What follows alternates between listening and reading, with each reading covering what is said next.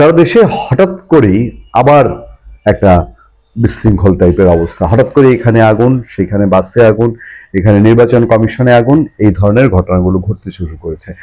আমি 12 ডিসেম্বর 2025-এ যেই বিষয়গুলো আপনাদের দিকে নজর দিতে চাই, সেই বিষয়গুলো খুবই গুরুত্বপূর্ণ এবং আমি আপনাদেরকে কয়েকটি খবরের শুধু আগে সামান্য অংশ একটু জানিয়ে নিতে চাই। এবং এগুলোর পেছনে কি? লক্ষ্মীপুরে নির্বাচন কার্যালয়ে আগুন পুড়েছে নথিপত্র। ভেতরে দারোয়ান ছিল, সে টের পেয়ে কে কে বলতেই আগুন লাগানো যুবক পালিয়ে যায়। লক্ষ্মীপুর জেলা নির্বাচন কমিশন স্টোর রুমে আগুন ধরিয়ে দেওয়ার ঘটনা ঘটেছে। শুক্রবার ভোর 4টার দিকে মাস্ক পরা এক যুবক আগুন ধরিয়ে দেন বলে জানিয়েছেন সদর উপজেলা নির্বাচন কর্মকর্তা মোহাম্মদ ফারুক হোসাইন। সিসিটিভি ভিডিও বরাতে তিনি বলেন, গেটের পশ্চিম পাশের দেয়াল টপকে ওই যুবক ভেতরে প্রবেশ করেন। কিছুক্ষণের মধ্যে আগুনের রশ্মি দেখা যায়, এরপরে ওই যুবক গেট টপকে বের হয়ে যান। ফারুক হোসেন বলেন, এই যুবক জানালা দিয়ে পেট্রোল ঢেলে আগুন লাগিয়ে দেন। ভেতরে আমাদের দারোয়ান হামিম ঘুমেছিল, সে টের পেয়ে কে কে বলতেই আগুন লাগানো যুবক পালিয়ে যায়। এর মধ্যে 2008 ও 2009 সালের ভোটের দ্বিতীয় ফরম পুড়ে গেছে। এছাড়া একটি অকেজো ডেস্কটপ, সিপিইউ সহ কিছু সরঞ্জাম পুড়েছে। আগুন নেভাতে বেশি সময় পায়নি। এদিকে উপজেলাতে খবর পেয়ে উপজেলার ঊর্ধ্বতন কর্মকর্তারা, পুলিশ সেখানে গেছে এবং এটা হচ্ছে লক্ষ্মীপুরের সিচুয়েশন। আর এমনিতে একটি দুর্ঘটনার খবর পাওয়া গেছে কেরানীগঞ্জে বহুতল ভবন আগুন, কিন্তু নোয়াখালীতে টার্মিনালে থাকা বাসে আগুনের ঘটনা ঘটেছে। এরকম থেমে থাকা বাসে আগুন গত দুদিনে একাধিক ঘটনার খবর পাওয়া গেছে।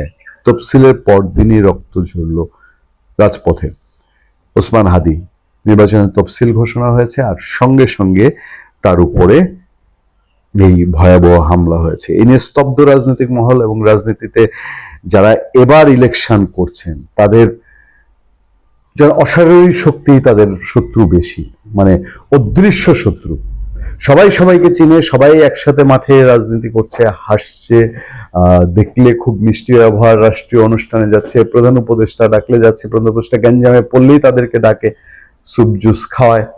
তারপর এবারও শোনা যাচ্ছে প্রধান উপদেষ্টা তিনি, আমি যখন এই আলোচনা করছি 12 ডিসেম্বর সকালবেলায়, তখন তিনি আওয়ামী লীগ, বিএনপি, জামাতে ইসলামী এবং এনসিপি তার লাগবেই, এনসিপি কে ডেকেছেন। মানে এই যে বিবদমান গ্রুপগুলো, এর মধ্যে বিএনপি এবং জামাতে ইসলামীর প্যারালাল শক্তি হচ্ছে এনসিপি, সেই জন্য তিনি তাদেরকে একসাথে ডাকেন। ইনকিলাব মঞ্চের সঙ্গেও প্রধান উপদেষ্টা বলছেন, বিপদে পড়লেই উনি তাদেরকে ডাকেন এবং ডাকলে পরে কি যে বলেন এটা রাজনৈতিক দলগুলো জানে আর উনি জানেন, আমরা অতটা জানি না, বুঝি না। প্রেস সচিব এসে কোনো একটা বক্তৃতা দেন, রাজনৈতিক দলগুলো বের হয়ে একটা বক্তৃতা দেন এবং সবাই মোটামুটি এরকম যে আচ্ছা হযরত যা বলেছেন মোটামুটি ঠিক আছে, আমরা এটা মেনে নেই। কিন্তু মেনে নেই ওই যমুনার গেটটা পার হওয়ার পরে আবার যেই লাউ সেই কদু, নিজেরা একে অপরের মধ্যে কামড়াকামড়ি ধামড়াধামড়ি শুরু করে। এই সময় দেশে এই অনাকাঙ্ক্ষিত যে খবরগুলো পাওয়া যাচ্ছে, এই খবরগুলো তো স্বাভাবিকভাবে আওয়ামী লীগের উপরে যায়।